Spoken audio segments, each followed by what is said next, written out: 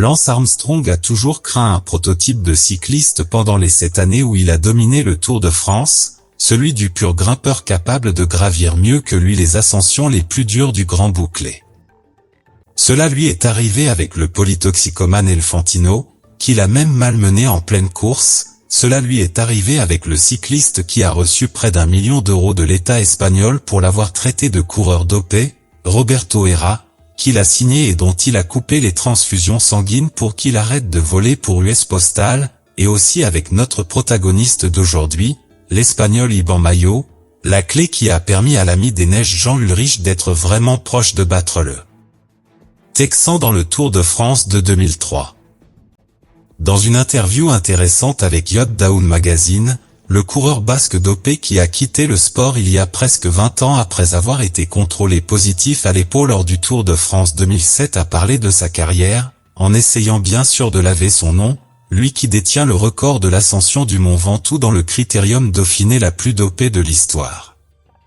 Mais aussi, l'ambassadeur de la populaire marque de vélo basque Orbea a voulu parler du cyclisme professionnel d'aujourd'hui et de l'énorme dopage qui pourrait exister dans les grandes écuries de ce sport.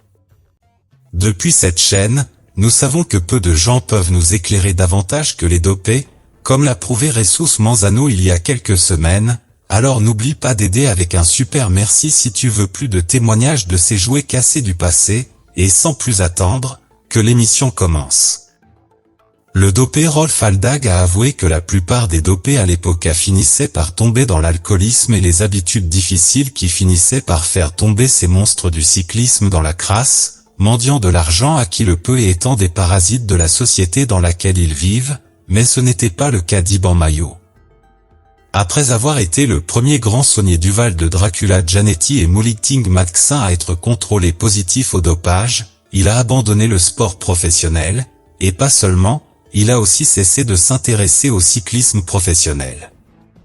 Mayo a préféré se réfugier dans son Pays basque, où il était encore un héros grâce au fait d'être le personnage que le vieux Miguel Madariaga et le docteur Jesus Loza ont utilisé pour en faire le protagoniste de la marée orange d'Euskaltel Euskadi, celle-là même qui est utilisée à des fins politiques pour promouvoir cette belle région espagnole dans le monde entier. L'athlète aux cheveux longs de l'époque et récemment retraité n'avait aucun scrupule à faire des blagues sur le dopage pendant les interviews et des plaisanteries sur la tricherie pour gagner des centaines de milliers d'euros, et non seulement cela, mais cela semblait faire partie de l'idiosyncrasie de la région, il semblait être un citoyen comme les autres, pour le fan de cyclisme et le gars qui ne l'avait vu dans les journaux que pour être un coureur dopé. C'était quelqu'un de proche et en général, avec une bonne presse, la même presse qu'il a toujours défendue même quand les preuves de son dopage étaient plus qu'évidentes. Dans cette récente interview, le Mayo dopé, qui a maintenant beaucoup moins de cheveux sur la tête que lors de son EPO Cador, se plaint avec colère de ce qui pour lui et pour la presse de l'époque était une injustice, puisqu'il affirme être le seul cycliste au monde qui, après une contre-analyse négative de son échantillon antidopage, fait réaliser une autre contre-analyse pour confirmer le dopage du premier échantillon en plein Tour de France. Une fausse accusation par tous les moyens, comme c'est arrivé à Roberto Herrera en 2005 et aussi plus récemment au coéquipier d'Alberto Contador dans l'équipe Trek, André Cardoso en 2017, également pour la même substance pour laquelle Mayo était positif, l'EPO. Des données comme celle-ci montrent que le coureur basque ne veut pas comprendre comment fonctionnent les contre-analyses et a préféré jouer la victime d'une conspiration maçonnique, mais au cas où tu ne t'en souviendrais pas, nous te racontons pourquoi ce coureur dopé a été pris en flagrant délit de tricherie lors du Tour de France 2007. Lors du deuxième jour de repos, jour clé pour les recharges énergétiques dans l'histoire du cyclisme, Mayo a été soumis à un contrôle antidopage sur prise à peau, et le lendemain, dans un raid pyrénéen près de son Pays basque natal, il a tenté de remporter une victoire d'étape hilarante en attaquant, attention, aux côtés de l'espoir blanc de Jean-Marie Leblanc en 1998, disparu depuis longtemps mais sauvé par Gianetti et Maxin, Christophe Rinero. Cette attaque du duo saunier Duval est passée tout près, mais UAE Team Emirates a finalement été brisée par la tactique de l'équipe Visma Lease Bike, avec le poulet danois dopé Rasmussen qui a battu Alberto Contador dans l'ascension finale du col d'Aubisque. Iban Mayo a failli y arriver, a failli retrouver le niveau auquel il avait écrasé Lance Armstrong au Dauphiné 2004 avant que l'Américain n'alerte ses amis de l'UCI sur la charge d'amélioration que maniait l'équipe Euskaltel. Juste à la fin du grand bouclé en 16e position, le positif au dopage de Mayo a été annoncé. Mayo n'a pas officiellement perdu son travail, même si des dopés avoués comme Lévy l'éphémère ou le prostitué Michael Bouger ont fait d'étranges choses d'Amaury Sport. Mayo a demandé la contre-analyse du dopage positif, mais comme le laboratoire français en charge des échantillons était en vacances en août, ils ont envoyé l'échantillon d'abord à Gand, où ils ne pouvaient pas l'analyser correctement et ensuite, attention, en Australie, faisant plus de voyages cet échantillon de Mayo que Rasmussen lui-même dans cette saison pour éviter d'être chassé par les vampires de l'UCI. De nombreux journalistes et la Fédération espagnole de cyclisme elle-même ont défendu Mayo après qu'il ait été testé négatif lors de cette contre-analyse, mais le lendemain, Patem Sequad a contre-attaqué et a prélevé le troisième et définitif échantillon positif pour dopage.